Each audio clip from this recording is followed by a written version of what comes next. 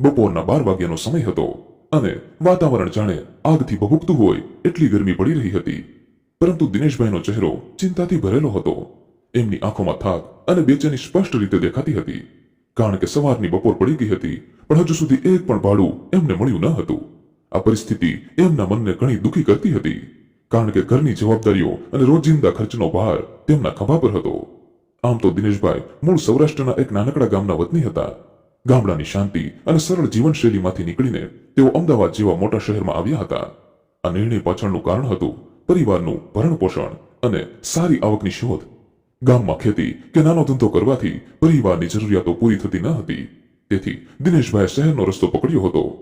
અમદાવાદમાં આવીને તેમણે ટેક્સી ચલાવવાનું કામ શરૂ કર્યું. આ કામ તેમના માટે માત્ર આવકનું સાધન નહીં, પણ એક રીતે શહેરી જીવનમાં ટકી રહેવાની લડાઈ હતી. ઘણો સમય વીતી ચૂક્યો હતો, પરંતુ હજુ તેઓ પોતાના ઘરે જમવા માટે ગયા ન હતા. ભાડું મળે તો જ ઘરે જઈશું એવું એમણે મનમાં નક્કી કરી રાખ્યું હતું. પણ ગ્રાહકોની અછત અને શહેરની ગરમીએ તેમના ધીરજની કસોટી કરી રહી હતી. એસજી હાઈવે પર ઉભેલી ટેક્સીની આસપાસ અન્ય ડ્રાઈવરો પણ ગ્રાહકની રાહ જોતા હતા. પરંતુ દિનેશભાઈની આંખોમાં એક અલગ જ ચિંતા હતી. તેમના મનમાં પરિવારની જવાબદારીઓ, બાળકોની શાળાની ફી, ઘરનું ભાડું અને રોજબરોજના ખર્ચના વિચારો ઘૂમતા હતા. દિનેશભાઈની આ વાત એક સામાન્ય ટેક્સી ડ્રાઈવરની નહીં, પરંતુ એક એવા માણસની છે જે ગામડાની માટીને છોડી શહેરની ધમાલમાં પોતાનું સ્થાન શોધવાનો પ્રયાસ કરી રહ્યો હોય છે. અને પછી એમની સાથે જે ઘટના બને છે એ સાંભળીને તમારું પણ હૃદય દ્રવી ઉઠશે. હજુ દિનેશભાઈ ત્યાં ને ત્યાં જ ઊભા હતા. તેમના હાથ ટેક્સીના સ્ટીયરિંગ પર ટેકવેલા હતા અને મનમાં વિચાર કરતા હતા કે ક્યાંક આજે ખાલી હાથે જ ઘરે ના જવું પડે. એટલી જ વારમાં અચાનક ધૂળવાળા રસ્તા પરથી એક યુવતી આવી, જે લગભગ 22 વર્ષની લાગતી હતી અને એ ઝડપથી તેમની ટેક્સી તરફ આવી પહોંચી. તેનો ચહેરો ગંભીર હતો. બેની આંખો અને ચહેરા પર એક અજાણી ચિંતા. તેને ખંભે એક નાનું બેગ હતું અને હાથમાં એક ફાઇલ. તે દિનેશભાઈની નજીક આવી અને થોડા ધ્રુજતા અવાજે બોલી, ભાઈ, મારે ભાવનગર જવું છે. મારા પપ્પાને લઈને કૃપા કરીને અમારી મદદ કરો. દિનેશભાઈએ એક ક્ષણ માટે તે યુવતી તરફ જોયું. તેના શબ્દોમાં એક એવી વેદના હતી કે દિનેશભાઈનું હૈયું થોડું દ્રવી ગયું. તેમણે શાંતિથી પૂછ્યું, બેન, શું વાત છે? બધું ઠીક છે ને? યુવતીની આંખોમાં આંસુ છલકાઈ આવ્યા અને તેણે હળવા અવાજે દિનેશભાઈને કહ્યું કે મારા પપ્પા, તેઓ બહુ બીમાર છે. અમે અહીં અમદાવાદની હોસ્પિટલમાં તેમની સારવાર માટે આવ્યા હતા, પણ ડોક્ટરે કહી દીધું છે કે હવે તેઓ ફક્ત થોડા દિવસના જ મહેમાન છે. તેનો અવાજ ભરાઈ ગયો. અહીં અમારું કોઈ નથી. મારા પપ્પાને હવે ભાવનગર ઘરે લઈ જવા છે, પણ તેઓ એવી હાલતમાં નથી કે બસ કે ટ્રેનમાં જઈ શકે. કૃપા કરીને તમે અમને ત્યાં પહોંચાડી દો. હું તમારું જેટલું ભાડું થાય એ આપી દઈશ. દિનેશભાઈનું હૃદય ભરાઈ આવ્યું. આ યુવતીને જોતા તેમને પોતાની ચિંતાઓ એક ક્ષણ માટે તો જાણે ગૌણ થઈ ગઈ હોય એવું લાગતું હતું. તેમને એ યુવતીની વાતોમાં એક દીકરીની, પોતાના પિતા પ્રત્યેની ચિંતા અને પ્રેમ સ્પષ્ટ રીતે દેખાતા હતા. દિનેશભાઈ નજર ફેરીને સામેની તરફ જોયું તો સામેની બેન્ચ પર એક વૃદ્ધ બેઠા હતા. તેમનો ચહેરો ખૂબ નિસ્તેજ લાગતો હતો અને શરીરમાં એટલી નબળાઈ દેખાતી હતી કે જેના લીધે તેઓ આખા ધ્રુજતા હતા. દિનેશભાઈએ એક ઊંડો શ્વાસ લીધો. તેમના મનમાં એક બાજુ પોતાના પરિવારની જવાબદારી હતી, પણ બીજી બાજુ આ યુવતીની વેદના અને તેના પિતાની નાજુક સ્થિતિ હતી. તેમણે શાંત અવાજે યુવતીને કહ્યું, બેન, ચિંતા ન કરો, હું તમને ભાવનગર પહોંચાડી દઈશ. તમારા પપ્પાને આરામથી લઈ જઈશું અને તમે ભાડાની પણ ચિંતા ન કરો. એની વાત આપણે પછી કરીશું. દિનેશભાઈની વાત સાંભળી પેલી યુવતીએ પણ થોડો રાહતનો શ્વાસ લીધો, પરંતુ એના ચહેરા પર હજુ એ જ ચિંતા કાયમ હતી. તે પોતાના પિતા તરફ ચાલવા લાગી. તરત જ દિનેશભાઈએ ટેક્સીનો દરવાજો ખોલ્યો અને યુવતીને તેના પિતાને લાવવામાં મદદ કરી. જ્યારે તે વૃદ્ધ પુરુષ ટેક્સીમાં બેઠા ત્યારે તેમની નબળી આંખોમાં એક અજાણી શાંતિ હતી. જાણે તેઓ મનોમન જાણતા હતા કે પોતાના ઘર તરફ એમની આ છેલ્લી યાત્રા છે. દિનેશભાઈએ ટેક્સી સ્ટાર્ટ કરી અને એસજી હાઈવેની ધૂળ પાછળ છોડીને ગાડી ભાવનગર તરફ રવાના થઈ ગઈ. તેમના હૃદયમાં એક નવી જવાબદારીઓ અહેસાસ હતો. એક દીકરીના પિતાને તેના ઘર સુધી પહોંચાડવાની અને એક અજાણ્યા પરિવારની વેદનાને થોડી હળવી કરવા માટે તેઓ એક સહારો બન્યા હતા. આ યાત્રા માત્ર ભાવનગર સુધીની ન હતી, તે એક માનવીય સંવેદનાની યાત્રા હતી. દિનેશભાઈએ ધીમે ધીમે ગાડી ચલાવવાનું શરૂ કર્યું અને ગાડી અમદાવાદની સરહદ બહાર નીકળી ગઈ. રસ્તો હવે ખુલ્લો હતો. ચારે બાજુ ખેતરો અને નાના ગામડાઓનું દૃશ્ય દેખાતું હતું. દિનેશભાઈ ગાડી એટલી સાવધાનીથી ચલાવતા હતા કે ગાડીનો એક પણ આંચકો પેલા વૃદ્ધ પેસેન્જરને ના લાગે. તેમના મનમાં એક જ વાત હતી કે આ બીમાર પિતા અને તેની દીકરીને આરામથી ભાવનગર પહોંચાડે. થોડી વાર પછી જ્યારે શહેરનો ઘોંઘાટ દૂર થઈ ગયો, દિનેશભાઈએ પોતાના ખિસ્સામાંથી મોબાઈલ કાઢ્યો અને ઘરે ફોન કર્યો. તેમની પત્નીએ ફોન ઉપાડ્યો. દિનેશભાઈએ શાંત અને નરમ અવાજે કહ્યું, સુશીલા, હું એક ભાડું લઈને ભાવનગર જાઉં છું. 2 પેસેન્જર છે અને થોડી ગંભીર પરિસ્થિતિ છે. રાત સુધીમાં પાછો આવી જઈશ અને ચિંતા ન કરતી. ફોન પરથી આવેલા શબ્દોના જવાબમાં એમના પત્નીએ થોડું હસીને કહ્યું, બધું ઠીક છે, હું સંભાળી લઈશ. તમે તમારું ધ્યાન રાખજો અને વહેલાસર ઘરે આવી જજો. ફોન મૂક્યા પછી દિનેશભાઈનું ધ્યાન ફરી રસ્તા પર અને પાછળની સીટ પર બેઠેલા યાત્રીઓ પર ગયું. ગાડીની પાછળની સીટ પર પેલી યુવતી ચૂપચાપ બેઠી હતી. તેની નજર તેના પિતા પર ટકેલી હતી. તેના ચહેરા પર એક શાંતિ હતી, પણ આંખોમાં ચિંતા અને દુઃખની લાગણી સ્પષ્ટ દેખાતી હતી. તે એક પણ શબ્દ બોલી રહી ન હતી, જાણે તેના મનમાં હજારો વિચારોનું તોફાન ચાલતું હોય. અને બીજી તરફ તેના પિતા નબળા અને થાકેલા બારીની બાજુએ ટેકો લઈને બેઠા હતા. તેમની આંખો બંધ હતી, પણ શ્વાસની હળવી હલનચલનથી ખબર પડતી હતી કે તેઓ જાગતા હતા. દિનેશભાઈ થોડા હળવા અવાજે એ યુવતીને કહ્યું, બેન, તમે પાણી પીશો?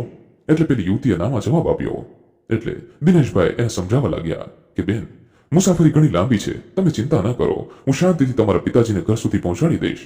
આ સાંભળી યુવતીના ચહેરા પર હળવું એવું સ્મિત આવ્યું. રસ્તો ઘણો લાંબો હતો અને સૂરજ પણ હવે આથમવા લાગ્યો હતો અને દિનેશભાઈની ટેક્સી શાંતિથી ભાવનગર તરફ આગળ વધી રહી હતી અને ગાડી ગામડાના રસ્તા પરથી પસાર થઈ રહી હતી. જે રસ્તો સાંકડો અને ખરબચડો હતો, બાજુમાં ખેતરોની હરિયાળી અને થોડે દૂર નાનકડા ઘરો દેખાતા હતા. અચાનક ગાડીના પાછળના ટાયરમાંથી એક વિચિત્ર અવાજ આવ્યો.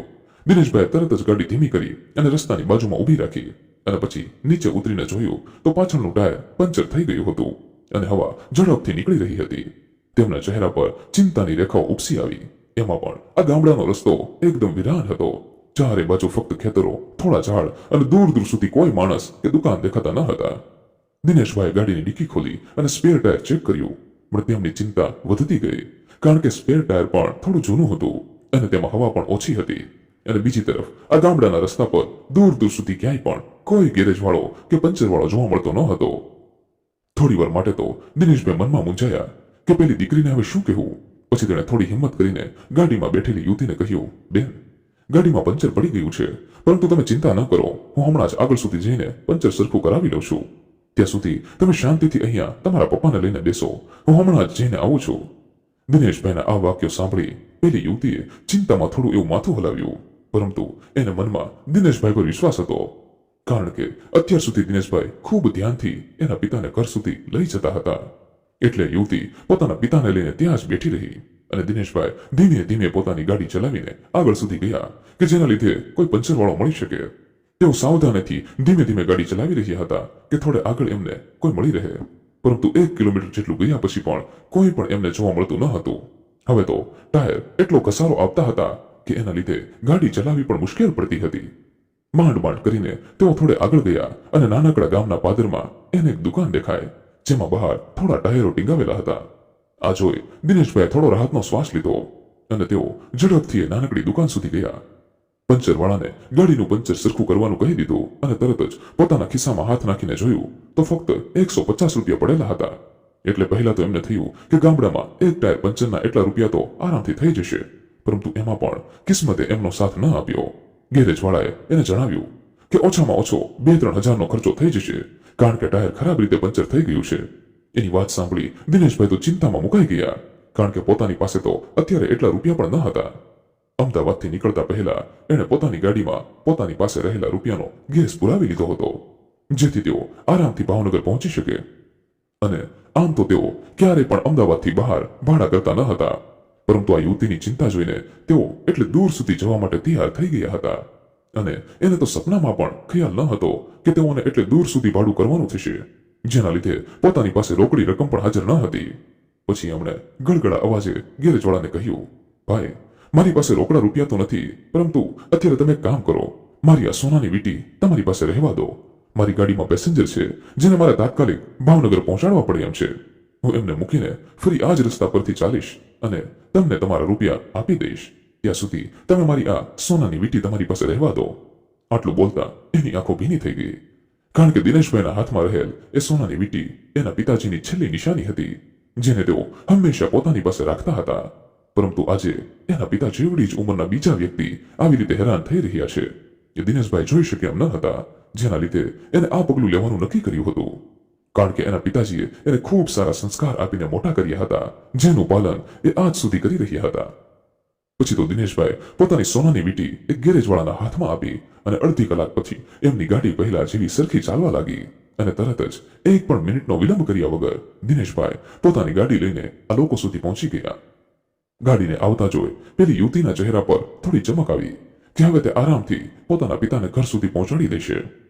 ફરી ગાડી ભાવનગર સુધી જવા માટે આગળ વધી. આ બધાની વચ્ચે દિનેશભાઈના હૃદયમાં તો એક અનોખું દુઃખ અને સંતોષનું મિશ્રણ થતું હતું. એક બાજુ પોતાના પિતાની યાદગીરીનું બલિદાન અને બીજી તરફ એમના પિતા જેવડી જ ઉંમરના વૃદ્ધને પોતાના ઘર સુધી પહોંચાડવાની આશા. દિનેશભાઈની ટેક્સી ઘણી લાંબી અને મુશ્કેલી ભરી મુસાફરી પછી આખરે ભાવનગરની સીમા સુધી પહોંચી ગઈ. રાતનો સમય થઈ ચૂક્યો હતો એટલે રસ્તાઓ શાંત અને એકદમ ખાલી હતા. પેલી યુવતીએ રાહત અને ઉત્સાહથી ભરેલા ચહેરા સાથે રસ્તાની બાજુમાં એક નાનકડા જૂના ઘર તરફ ઇશારો કર્યો. દિનેશભાઈએ ધીમે ધીમે ગાડીને તે દિશામાં આગળ વાળી. તેઓ હૃદયમાં એક સંતોષની લાગણી અનુભવતા હતા. ગાડી જેમ જેમ કરીને નજીક આવતી ગઈ યુવતીના ચહેરા પર એક અનોખું સ્મિત ખીલવા લાગ્યું. તેણે એક ઊંડો રાહતનો શ્વાસ લીધો, જાણે આખી યાત્રાનો ભાર તેના ખભા પરથી ઉતરી ગયો હોય એવું લાગતું હતું. તે ધીમેથી ભાવુક અવાજે બોલી, બસ ભાઈ, અહીં ગાડી ઊભી રાખો, અમારું ઘર આવી ગયું. એટલે દિનેશભાઈએ તરત જ યુવતીએ કહેલ રસ્તા પર ગાડી ઊભી રાખી. ચારે તરફ શાંતિ છવાયેલી હતી. દિનેશભાઈએ પેલી યુવતીને કહ્યું કે બેન, ચાલો હું તમારા પિતાજીને અંદર સુધી લઈ જવામાં તમારી મદદ કરું. દિનેશભાઈ પાછળના દરવાજા પાસે ગયા. વૃદ્ધ માણસ શાંતિથી બેઠા હતા. તેમની આંખો અડધી બંધ પણ ચહેરા પર એક હળવી રાહત દેખાતી હતી, જાણે તેઓ જાણતા હોય કે તેઓ પોતાના ઘરે પાછા ફર્યા છે. દિનેશભાઈએ યુવતી સાથે મળીને વૃદ્ધને ધીમે ધીમે ગાડીમાંથી બહાર લાવ્યા અને તેમણે એક હાથથી વૃદ્ધના ખભાને ટેકો આપ્યો, જ્યારે યુવતીએ બીજી બાજુથી એના પિતાજીને પકડી રાખ્યા. રાતની ઠંડી હવામાં ત્રણેય ધીમે ધીમે ઘરના દરવાજા તરફ ચાલ્યા. અંદર પ્રવેશતા જ એક અજાણી શાંતિ અને ઉજ્જળતાનો માહોલ દેખાતો હતો. ચારે તરફ વસ્તુઓ આમ તેમ પડેલી હતી. જૂની ખુરશી એક ખૂણામાં મૂકેલી હતી અને ટેબલ પર ધૂળનું થડ ચડી ગયું હતું. એક ખાટલો દિવાલને ટેકે પડેલો હતો, જાણે કેટલાય વર્ષોથી આ ઘરમાં કોઈના પગ ન પડ્યા હોય, પણ તેમ છતાં આ ઘરમાં યાદો અને પ્રેમ ભરેલા હોય એવું મહેસૂસ થતું હતું. દિનેશભાઈ શાંતિથી પેલા વૃદ્ધને એમના ખાટલા પર સુડાવ્યા અને પછી વિચાર આવ્યો કે પેલી યુવતીનો ગાડીમાં રહેલ સામાન ઘર સુધી પહોંચાડી દે અને પછી પોતાનું ભાડું લઈને તરત જ પોતાના ઘરે જવા માટે નીકળી જાય. તેઓ ઘરની બહાર નીકળ્યા અને બહાર જઈને જોયું તો ત્યાં કોઈ પણ હાજર ન હતું. એટલે એમણે જાતે જ ગાડીની ડિક્કીમાંથી એક નાનકડું બેગ અને હોસ્પિટલની ફાઇલ બહાર કાઢી અને દરવાજા પાસે ઊભા રહીને જ બૂમ પાડી, બેન, તમારો સામાન લઈ લો. પરંતુ ઘણીવાર સુધી કોઈ પણ જવાબ ન મળ્યો. એટલે દિનેશભાઈ પોતાની નજર આમ તેમ ફેરવવા માંડ્યા, કારણ કે હજુ થોડી વાર પહેલા જ એ યુવતી એમની સાથે ઘરની અંદર હતી, પરંતુ અત્યારે એ યુવતી ક્યાંય પણ જોવા મળતી ન હતી. એટલે તેઓ પોતાના હાથમાં એ બેગ અને ફાઇલની થેલી લઈને અંદર સુધી ગયા અને ફરી એ યુવતીને બોલાવવા લાગ્યા. ઘણી વાર સુધી બોલાવ્યા પછી પણ યુવતીનો જવાબ ન આવ્યો. એટલે દિનેશભાઈને થયું કે તેઓ ફ્રેશ થવા માટે અંદર રૂમમાં જતા રહ્યા હશે. એટલે દિનેશભાઈ નક્કી કર્યું કે પોતે હોલમાં બેસીને જ યુવતીની રાહ જોઈ લે. પરંતુ જેવા તેઓ સામેની ખુરશી પર બેસવા ગયા કે એમની નજર સામેની તરફ પડી અને પછી જે દૃશ્ય એમણે જોયું એ જોઈને તો જાણે એમના પગ નીચેથી જમીન સરકી ગઈ. મિત્રો, આગળની ઘટનામાં શું બન્યું તેની વાત કરીશું. તેના પહેલા જે પણ લોકો આપણા એપિસોડમાં રેગ્યુલર કોમેન્ટ કરી રહ્યા છે અને આપણા દરેક એપિસોડ નિહાળી રહ્યા છે, તે લોકોના નામ અમે અહીં આનંદ સાથે ઉલ્લેખ કરવા માંગીએ છીએ. તે નામ આ પ્રમાણે છે. સેજલબેન પટેલ યુએસએ થી લખી રહ્યા છે, તમારા દરેક એપિસોડ સરસ હોય છે, હું તમારા દરેક એપિસોડ સાંભળું છું. ત્યારબાદ વિમળાબેન વૈષ્ણવ અમદાવાદથી આપણા એપિસોડમાં ખૂબ સરસ મજાની કોમેન્ટ કરી રહ્યા છે. ત્યારબાદ સુરેખાબેન પટેલ વાપીથી આપણા એપિસોડમાં સરસ મજાની કોમેન્ટ કરી રહ્યા છે. ત્યારબાદ જાડેજા સિદ્ધરાજસિંહ લખી રહ્યા છે, જય માતાજી. ત્યારબાદ વરાહીથી રશ્મિકાબેન પંચાલ આપણા દરેક વિડીયોમાં ખૂબ જ સરસ મજાની કોમેન્ટ કરી રહ્યા છે. દરેક વિડીયોમાં રશ્મિકાબેનની કોમેન્ટ હોય છે, તે બદલ અમે તેનો આભાર માનીએ છીએ. ત્યારબાદ પાટણથી શાંતાબેન લખી રહ્યા છે કે ખૂબ સરસ સ્ટોરી હોય છે ભાઈ આપની. ત્યારબાદ પછીનું નામ છે રુચિતાબેન અમરેલિયા. વિજયભાઈ વી શાહ અમદાવાદથી સરસ મજાની કોમેન્ટ કરી રહ્યા છે. કેતનભાઈ મકવાણા પણ આપણા વિડીયોમાં સરસ મજાની કોમેન્ટ કરી રહ્યા છે. ત્યાર પછીનું નામ છે વિનયભાઈ સોલંકી. ત્યારબાદ કોકિલાબેન પટેલ પણ આપણા દરેક એપિસોડમાં ખૂબ સરસ મજાની કોમેન્ટ કરતા આવ્યા છે. તે બદલ તેમનો પણ અમે હૃદયપૂર્વક આભાર માનીએ છીએ. ત્યારબાદનું નામ છે ઠાકોર ધાર્મિકભાઈ. ત્યાર પછીનું નામ છે ભારતીબેન પંડ્યા. ત્યારબાદ જીયાબેન પટેલ બેંગ્લોરથી લખી રહ્યા છે કે બહુ જ સુંદર કહાની હતી. ત્યારબાદ દરેક એપિસોડમાં કલોલથી નૈનાબેન ગાંધર્વ સરસ મજાની કોમેન્ટ કરી રહ્યા છે. આપ સૌ મિત્રોનો અમે હૃદયપૂર્વક આભાર માની રહ્યા છીએ. આવી જ રીતે આપ દરેક એપિસોડમાં સરસ મજાની કોમેન્ટ કરતા રહો અને જે પણ મિત્રોના નામ બાકી રહી જતા હોય તો તેને દરેક એપિસોડમાં કોમેન્ટ કરતા રહેવું, જેથી આગળના એપિસોડમાં તમારું નામ ઉલ્લેખ કરવામાં આવે. પરંતુ મિત્રો, અહીં નોંધ લેશો કે જો તમે વિડીયોને લાઈક અને ચેનલને સબસ્ક્રાઇબ કરેલી હશે તો જ તમારું નામ ઉલ્લેખ કરવામાં આવશે. અને દરેક વિડીયોમાં કોમેન્ટ કરતા હશો તો ચોક્કસથી તમારું નામ ઉલ્લેખ થશે, તેની નોંધ લેશો. તો ખાસ મિત્રો, આપણી ચેનલ સાથે જોડાયેલા રહો અને દરેક એપિસોડ નિહાળતા રહો. તો ચાલો મિત્રો, હવે આગળની ઘટનામાં શું બન્યું તેની વાત કરી લઈએ. દિનેશભાઈની નજર જેવી સામેની દિવાલ પર ગઈ કે એમણે જોયું કે દિવાલ પર એક ફોટો લટકતો હતો અને ફોટા પર ફૂલનો હાર પણ લગાવેલો હતો. આ ફોટો બીજા કોઈનો નહીં પરંતુ અત્યાર સુધી એની ગાડીમાં બેઠેલી એ યુવતીનો હતો. દિનેશભાઈની નજર ફોટાની નીચે એક નાનકડી તકતી પર લખેલી તારીખ પર પડી, જે દર્શાવતી હતી કે આજથી 2 વર્ષ પહેલા આ યુવતીનું મૃત્યુ થયેલું છે. દિનેશભાઈનો ચહેરો પરસેવાથી ભીંજાઈ ગયો અને ગભરાટના મારે શરીર આખું ધ્રુજવા લાગ્યું. આ શું છે? એ યુવતી જે મારી ગાડીમાં હતી, મને રસ્તો બતાવતી હતી અને પોતાના પપ્પાને ઘરે લઈ જવાની વાત કરતી હતી. તે 2 વર્ષથી તેમના મનમાં વિચારોનું તોફાન ઊભું થઈ ગયું, પણ મગજ કંઈ સમજી શકતું ન હતું. તેમણે એક નજર પાછળની તરફ ફેરવી, જ્યાં પેલા વૃદ્ધ ખાટલા પર શાંતિથી પડ્યા હતા. તેમના શ્વાસ હળવે હળવે ચાલતા હતા, પણ પેલી યુવતી જેનો અવાજ, ચિંતાગ્રસ્ત ચહેરો અને પિતા પ્રત્યેનો પ્રેમ દિનેશભાઈએ આખી યાત્રા દરમિયાન અનુભવ્યો હતો, તે કેવી રીતે? થોડીવાર માટે તો દિનેશભાઈને વિશ્વાસ ન થયો કે એમની સાથે એકાએક શું બની ગયું છે. દિનેશભાઈનું મન આ દ્રશ્યને સ્વીકારવા તૈયાર ન હતું. તેમની આંખો ફરી એ ફોટા પર ગઈ. એ જ સ્મિત, એ જ નમણો ચહેરો, પણ ફૂલના હારથી ઘેરાયેલો હતો. તેમને યાદ આવ્યું અમદાવાદથી ભાવનગર સુધીની યાત્રા, યુવતીની ચિંતા અને ભાઈ મારા પપ્પાને ઘરે પહોંચાડી દોના શબ્દો અને તેની રાહત ભરી સ્મિત જ્યારે ઘર દેખાયું. આ કેવી રીતે શક્ય છે? તેમના પગ ધ્રુજવા લાગ્યા અને શરીરમાં ઠંડક ફરી વળી ગઈ. તેઓ ઝડપથી ઊભા થયા અને મોટા મોટા પગલાં ભરતા ઘરની બહાર નીકળી ગયા. હજુ તેઓ એટલા ડરેલા હતા કે એમને કંઈ ભાન ન હતું. હજુ એમના મનમાં ફક્ત દિવાલ પર રહેલ એ ફોટા પર જ નજર સામે આવતો હતો અને તેઓ વિશ્વાસ નહોતા કરી શકતા કે પોતાને કંઈ ભ્રમ થયો છે કે એમની સાથે અચાનક શું થઈ ગયું. ઝડપથી તેઓ પોતાની ગાડી પાસે પહોંચી ગયા અને ત્યાંથી નીકળવા માટે ઉતાવળ કરવા લાગ્યા. હજુ તેમના મનમાં આ બધા સવાલોનું તોફાન ચાલતું જ હતું કે એમની નજર બાજુની સીટ પર પડી. ત્યાં પેસેન્જર સીટ પર રૂપિયાની એક થપ્પી મૂકેલી હતી. દિનેશભાઈનું મન ફરી એકવાર ગભરાટમાં ડૂબી ગયું. આ રૂપિયા અહીંયા કેવી રીતે અને કોણે મૂક્યા? તેમણે ઝડપથી આસપાસ નજર ફેરવી તો કોઈ પણ માણસ કે કોઈ હલચલ દેખાતી ન હતી. દિનેશભાઈએ હાથમાં રૂપિયાની થપ્પી પકડી, પણ તેમનું હૃદય ભારે થઈ ગયું. આ ભાડાના રૂપિયા હશે, પણ કોણે મૂક્યા? આ સવાલ સતત એના મનમાં ચાલતો હતો. આ રહસ્યમય ઘટનાએ તેમને એટલે ડરાવ્યા હતા કે તેમને આ રૂપિયાને સ્પર્શવા પણ અજાણ્યા લાગતા હતા.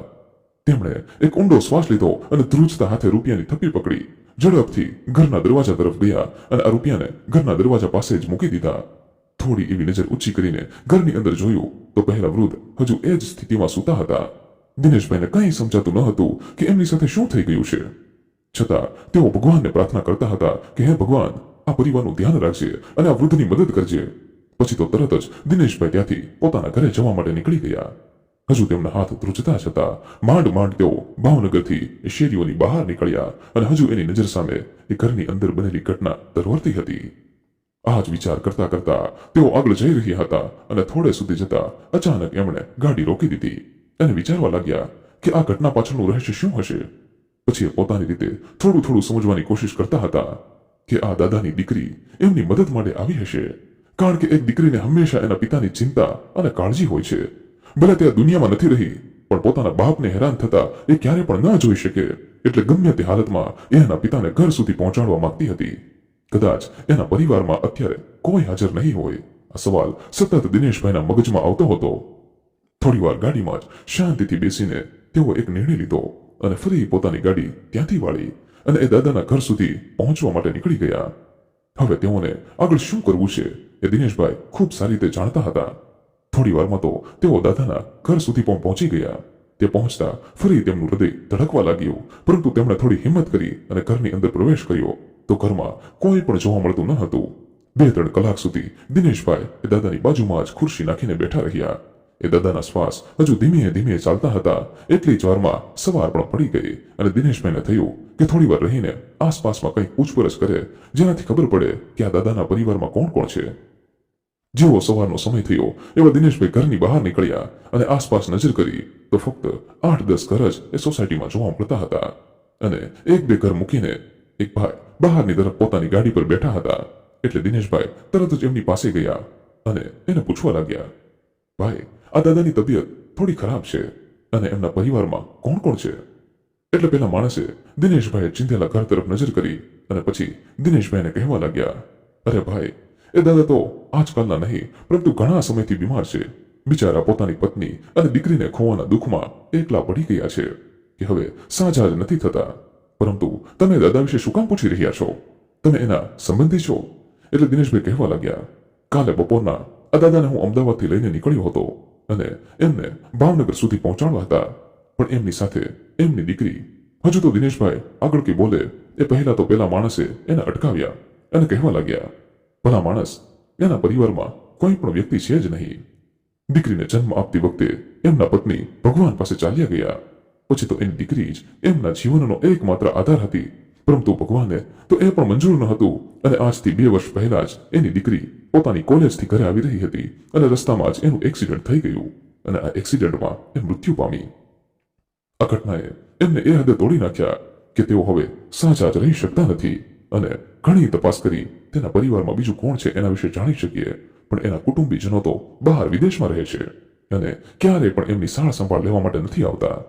એમની દીકરીને ગુમાવ્યા પછી એમને જીવન જીવવું ગમતું ન હતું, તેથી તેઓ પોતાની ધૂનમાં રહેતા હતા. અમે એમને મદદ કરવાની ઘણી કોશિશ કરી, પરંતુ તેઓ માનસિક રીતે સ્વસ્થ ન હતા. ભગવાને એમને આર્થિક રીતે કોઈ પણ તકલીફ નથી આપી, પરંતુ પરિવાર વગર તો માણસ હંમેશા અધૂરો જ રહે છે. આ માણસની વાત પરથી દિનેશભાઈને બધું જ સમજાઈ ગયું કે આ દાદા સાથે શું થયું છે અને તેઓ શા માટે આવી પરિસ્થિતિમાં આ ઘરમાં રહે છે. પછી તો તરત જ તેઓ ઘરની અંદર ગયા અને જોયું તો દાદાની આંખો થોડી થોડી ખુલ્લી હતી. એટલે એમને દાદાના માથા પર હાથ મૂક્યો અને પૂછવા લાગ્યા કે દાદા, હવે તમને કેમ છે? પરંતુ પેલા દાદા તો દિનેશભાઈને સરખી રીતે ઓળખતા પણ ન હતા, કારણ કે એમની હાલત એટલી ખરાબ હતી કે તેઓ બસ નિસ્તેજ હાલતમાં ગાડીમાં બેઠા રહ્યા હતા. પણ દિનેશભાઈએ પોતાનો માનવ ધર્મ ખૂબ સારી રીતે નિભાવ્યો અને તરત જ એમના પત્નીને ફોન કર્યો અને કહેવા લાગ્યા, સુશીલા, હું શાંતિથી ભાવનગર પહોંચી ગયો છું, પરંતુ હું જેમને મૂકવા અહીંયા સુધી આવ્યો હતો તેઓ તો ઘરમાં એકલા જ રહે છે અને એમની પરિસ્થિતિ થોડી ખરાબ છે, એટલે મને આવતા થોડો સમય લાગી જશે. એમના પત્ની પણ દિનેશભાઈને ખૂબ સારી રીતે ઓળખતા હતા, એટલે સારું, કંઈ વાંધો નહીં એટલું કહી ફોન મૂકી દીધો. પછી દિનેશભાઈ આગળ વિચારવા લાગ્યા કે આ દાદાની એ કેવી રીતે મદદ કરી શકે. પછી તેમણે ફરી દાદાને ધીમે ધીમે ટેકો આપીને ગાડી સુધી લઈ ગયા અને ગાડીમાં બેસાડી તેમને નજીકના હોસ્પિટલ સુધી બતાવવા માટે લઈ ગયા. ડોક્ટરે સારવાર દરમિયાન જણાવ્યું કે ઉંમરના લીધે હવે તેમની આવી બધી તકલીફો થઈ રહી છે અને એના મનમાં કંઈક ઊંડા ઘાવ છે, જેના લીધે એમની માનસિક સ્થિતિ ખરાબ છે અને એમની પરિસ્થિતિ પણ ઘણી નાજુક છે. એટલે હવે તેઓ કેટલો સમય સુધી જીવતા રહેશે એ કંઈ કહી શકાય એમ નથી, એટલે બની શકે તો એમનું ધ્યાન રાખજો. ડોક્ટરનો જવાબ સાંભળી દિનેશભાઈ મનોમન સમજી ગયા કે પેલી દીકરી પોતાના બાપને એની જગ્યા પર મૂકવા માટે એક ફરિશ્તો બનીને આવી હતી, કારણ કે કોઈ પણ દીકરી પોતાના પિતાને આવી રીતે હેરાન થતા ના જોઈ શકે. પછી તો ફરીથી દિનેશભાઈએ દાદાને એમના ઘર સુધી મૂકવા માટે નીકળી ગયા. એમના મનમાં અનેક પ્રશ્નો ચાલતા હતા અને હવે આગળ શું કરે એ પણ વિચારતા હતા. થોડી વાર માટે તો એમને થયું કે દાદાને પોતાની સાથે જ એમના ઘરે લેતા જાય. પછી વિચાર આવ્યો કે હવે દાદાની પરિસ્થિતિ એટલી સ્વસ્થ નથી કે પોતાની સાથે આટલી લાંબી મુસાફરી કરી શકે. આ વિચાર કરતા કરતા તેઓ દાદાને પોતાના ઘર સુધી લઈ ગયા અને ફરી એમને એ જ ખાટલા પર સુવડાવ્યા. થોડી વાર માટે દિનેશભાઈ પણ ત્યાં ને ત્યાં બેઠા રહ્યા અને દિવાલ પર લગાવેલી તસવીરને જોતા રહ્યા. હજુ તો તેઓ શાંતિથી બેઠા જ હતા કે અચાનક એમને સંભળાયું કે દાદાના શ્વાસ વધવા લાગ્યા છે અને તેમણે નજર કરી તો દાદાની પરિસ્થિતિ વધારે નાજુક થતી હતી. ઉંમરના અનુભવે એમને એટલું તો જરૂરથી શીખવ્યું હતું કે એમનો છેલ્લો સમય છે, એટલે દિનેશભાઈ ભગવાનનું નામ લેતા જતા હતા અને દાદાના માથા પર હાથ ફેરવતા જતા હતા. હજુ તો તેઓ દાદાને શાંત કરવાની કોશિશ કરતા હતા કે અચાનક એ દાદાની આંખો બંધ થઈ ગઈ. દિનેશભાઈ થોડી વાર માટે એમને જગાડવાની કોશિશ કરી, પરંતુ તેઓ જાગતા ન હતા. અંતે દિનેશભાઈ સમજી ગયા કે દાદાએ દુનિયાને અલવિદા કહી દીધી છે, ફક્ત એમના ઘર સુધી પહોંચવાની જ એમની રાહ હતી. એક તરફ દિનેશભાઈના મનમાં એક સંતોષ હતો કે પોતે એક વૃદ્ધની છેલ્લી ઈચ્છા એમના ઘર સુધી પહોંચવાની પૂરી કરી છે. પછી તો તરત જ એમને આડોશ પાડોશમાં જાણ કરી અને તરત જ બધા ભેગા થઈ ગયા. એ દાદાની અંતિમ ક્રિયા પતાવી દિનેશભાઈ પોતાના ઘર તરફ જવા માટે રવાના થયા. આખા રસ્તા પર એના મગજમાં સતત જતી વખતે બનેલી ઘટના યાદ આવ્યા કરતી હતી, પરંતુ એમણે ભગવાનને પ્રાર્થના કરી કે આવું કોઈ પણ પરિવાર સાથે થવા ન દેતા. અને મનમાં એક ખુશી પણ હતી કે પોતે કોઈને છેલ્લા સમયમાં મદદ કરી રહ્યા હતા. તેઓ ધીમે ધીમે ગાડી ચલાવતા આગળ વધી રહ્યા હતા અને અચાનક એને રસ્તામાં યાદ આવ્યું કે પહેલા ગેરેજવાળા પાસેથી એના પિતાજીની છેલ્લી નિશાની એમની અંગૂઠી પાછી લેવાની છે, પરંતુ પોતાની પાસે રૂપિયા પણ ન હતા, એટલે હવે અંગૂઠી એમને ક્યારે પાછી નહીં મળે એ વિચારથી તેઓ ત્યાં ગયા વગર જ અમદાવાદ જવા માટે નીકળી ગયા. એક તરફ એમના મનમાં સંતોષ હતો અને બીજી તરફ એના પિતાજીની વીંટી પોતાની સાથે ન હોવાનું દુઃખ, જે વસ્તુ એમણે અત્યાર સુધી પોતાની પાસે સાચવીને રાખી હતી એ એક જ દિવસમાં પોતાનાથી અલગ થઈ ગઈ, જેનાથી દિનેશભાઈનું મન ખૂબ જ બેચેન થતું હતું. ઘણો લાંબો સફર પૂરો કરીને અંતે તેઓ અમદાવાદ સુધી પહોંચી ગયા અને જેવા પોતાની ઘરે પહોંચ્યા કે એમના બંને બાળકો એના પિતાની રાહ જોઈ રહ્યા હતા. તરત જ પોતાના બાળકો અને પત્નીને મળી દિનેશભાઈ જમવા માટે બેસી ગયા, કારણ કે અત્યાર સુધી એમને સરખી રીતે જમ્યું પણ ન હતું અને થાકના લીધે તેઓનો ચહેરો પણ પડી ગયો હતો. દિનેશભાઈએ પોતાની સાથે બનેલી ઘટનાની વાત એમની પત્નીને કરી અને એમના પત્ની પણ આશ્ચર્યચકિત રહી ગયા કે આવું તો કેવી રીતે બની શકે. પહેલા તો એમના પત્ની દિનેશભાઈને કહેવા લાગ્યા કે તમને કંઈક ભ્રમ થયો છે, આવું કોઈ દિવસ શક્ય નથી. પરંતુ દિનેશભાઈ ફરી એકની એક વાત કરતા હતા, જેના લીધે એમને પત્ની કહેવા લાગ્યા કે જે બન્યું એ તમે એને ભૂલી જાઓ અને હવે જલ્દી આપણે રૂપિયા ભેગા કરીને પિતાજીની છેલ્લી નિશાનીને લઈ આવીશું. પછી તો રાબેતા મુજબ દિનેશભાઈ પોતાની ટેક્સી ચલાવવાના કામકાજમાં લાગી ગયા. આ ઘટનાને પણ 15-20 દિવસનો સમય વીતી ચૂક્યો હતો અને હવે તો દિનેશભાઈ એ ઘટનાને પણ ભૂલી ગયા હતા. એક દિવસ તેઓ ફરી એ જ રસ્તા પર ઊભા હતા જ્યાં પહેલીવાર એમને પેલી યુવતી પોતાના પિતા સાથે જોવા મળી હતી. એ રસ્તા પરથી નીકળતા દિનેશભાઈને ફરી એ ઘટના તાજી થઈ ગઈ. એ જ સમયે એમના ફોન પર કોઈકનો ફોન આવ્યો, એટલે દિનેશભાઈએ ફોનમાં વાતચીત કરી. સામેવાળા વ્યક્તિની વાત સાંભળી દિનેશભાઈ તો આશ્ચર્યચકિત થઈ ગયા, કારણ કે સામેવાળો માણસ જે વાત કહી રહ્યો હતો એની દિનેશભાઈને કંઈ પણ ખબર ન હતી. દિનેશભાઈના ફોનમાં ભાવનગરથી કોઈ વકીલનો ફોન હતો અને વકીલ ફોનમાં જણાવી રહ્યો હતો કે જે દાદાને તેમને ભાવનગર સુધી પહોંચાડ્યા હતા અને એના અંતિમ સમય સુધી એમની સેવા કરી હતી, એમના નામે એ દાદાએ પોતાની બધી જ પ્રોપર્ટી કરી દીધી છે અને દાદાની બધી જ મિલકતના હકદાર દિનેશભાઈ છે. દિનેશભાઈને તો એ સમજમાં નહોતું આવતું કે આ બધું કેવી રીતે શક્ય બને, કારણ કે દાદા તો દિનેશભાઈને ઓળખતા પણ ન હતા. એટલે વકીલે એની શંકાનું સમાધાન કરતા સમજાવ્યું કે તેઓ દાદાના પરિવાર સાથે ઘણા વર્ષોથી જોડાયેલા છે અને જ્યારે આવું બન્યું ત્યારે એમણે એ દાદાના ઘરની મુલાકાત લીધી હતી અને આડોશી પાડોશી પાસેથી એવું જાણવા મળ્યું કે હમણાં છેલ્લા સમયમાં તમે એમની સાથે હતા અને બાજુવાળા ભાઈની મદદથી તમારા ફોન નંબર પણ અમને મળી ગયા, કારણ કે હોસ્પિટલ જતી વખતે તમે એ ભાઈને તમારા ફોન નંબર આપ્યા હતા, જેના લીધે હું પણ તમારી સાથે સંપર્ક કરી શક્યો છું. એટલે દિનેશભાઈ વકીલને ફોનમાં જ ના કહેવા લાગ્યા, કારણ કે રૂપિયા કે મિલકત પર દિનેશભાઈનો કોઈ પણ હક લાગતો ન હતો અને તેઓ સ્વભાવે પણ ઘણા પ્રામાણિક હતા. એટલે આવી રીતે કોઈ બીજાની મહેનતની કમાણી ના લઈ શકે એવું તે વકીલને સમજાવવા લાગ્યા. પણ વકીલે એને સમજાવ્યું કે બધી જ મિલકતમાં એમનું નામ લખાઈ ગયું છે, એટલે હવે અત્યારે એમાં કોઈ પણ પ્રકારનો ફેરફાર નહીં થાય. દિનેશભાઈ સાથે અચાનક આવી અકલ્પનીય ઘટના બની ગઈ હતી, જેની એમને કંઈ ખબર ન હતી. આ વાતને ઘણા વર્ષો વીતી ગયા અને દિનેશભાઈ હજુ એ મિલકતને એમને એમ જ રહેવા દીધી હતી, કારણ કે તેઓ મનથી સમજતા હતા કે મિલકત પર એમનો કોઈ પણ પ્રકારનો હક નથી, જેના લીધે એમણે સાચવીને આ બધું રાખ્યું હતું. પરંતુ આ એક મદદે એમની કિસ્મતના દરવાજા ખોલી નાખ્યા હતા અને એમની આર્થિક પરિસ્થિતિ પણ ધીમે ધીમે સારી થવા લાગી. પોતાના સંતાનો પણ સારી શાળામાં જઈને શિક્ષણ લઈ શકતા હતા અને જે ઝૂંપડી જેવા ઘરમાં તેઓ રહેતા હતા એની જગ્યા પર આજે 2 માળનું મકાન બનાવીને તેઓ પોતાના પરિવાર સાથે રહે છે. તેઓ મનથી એવું માને છે કે દાદાની અંતિમ ઈચ્છા પૂરી કરીને તેમણે તેના આશીર્વાદ લીધા છે, જેના લીધે તેઓની પરિસ્થિતિ આવી રીતે સુધરી ગઈ છે. થોડા સમયના જ અંતરે દિનેશભાઈ દિવસ રાત મહેનત કરીને રૂપિયા ભેગા કર્યા હતા અને પોતાના પિતાજીની છેલ્લી નિશાની એમની અંગૂઠી પહેલા ગેરેજવાળા પાસેથી લઈ આવ્યા હતા. આ એક ઘટનાએ એમને જિંદગીને પૂરી રીતે બદલી નાખી અને આજે પણ દિનેશભાઈ ક્યારેક ક્યારેક એ દાદાના ભાવનગરવાળા ઘર સુધી આંટો મારવા માટે જતા રહે છે, કારણ કે તેઓ માને છે કે પોતાના જીવનમાં જે કંઈ પણ ફેરફારો થયા છે એ ફક્ત આ દાદાના લીધે જ થયો છે. પછી તો તેઓ શાંતિથી પોતાના પરિવાર સાથે એનું જીવન પસાર કરવા લાગ્યા. વહાલા મિત્રો, આ ઘટના પરથી આપણને એટલું તો જરૂરથી શીખવા મળ્યું કે માણસે હંમેશા બીજાની મદદ કરવા માટે તત્પર રહેવું જોઈએ, કારણ કે તમારી કરેલી મદદ કયા સ્વરૂપમાં તમને પાછી મળે છે એની તમને કોઈ પણ કલ્પના હોતી નથી. અને બીજું એ પણ જાણવા મળ્યું કે એક દીકરી ક્યારેય પણ પોતાના પિતાને હેરાન થતા ન જોઈ શકે, પછી ગમે તે કરવું પડે એ પોતાના પિતાની મદદ માટે હંમેશા તૈયાર રહે છે. અને દિનેશભાઈ જેવા ઓછા લોકો અત્યારના સમયમાં જોવા મળે છે જે પોતે પોતાનો સ્વાર્થ છોડીને બીજાની મદદ કરે છે. જેથી ક્યારે પણ લાલચમાં આવીને બીજાની મદદ ન કરો, નિસ્વાર્થ ભાવે જેમની મદદની જરૂર છે તેમને મદદ કરો, જરૂરિયાતમંદને કરેલી મદદ ભગવાન તમને વધારે વળતર સાથે ચૂકવે છે, જેથી તમે ક્યારે પણ કલ્પના નહીં કરી હોય. વહાલા મિત્રો, આ એપિસોડ આપને પસંદ આવ્યો હોય તો ખાસ આપણી આ ચેનલને સબસ્ક્રાઇબ કરવાનું ભૂલશો નહીં, જેથી આવી જ સત્ય ઘટના અને સત્ય ઘટના પર આધારિત કહાનીઓ આપને સમયસર સાંભળવા મળતી રહે.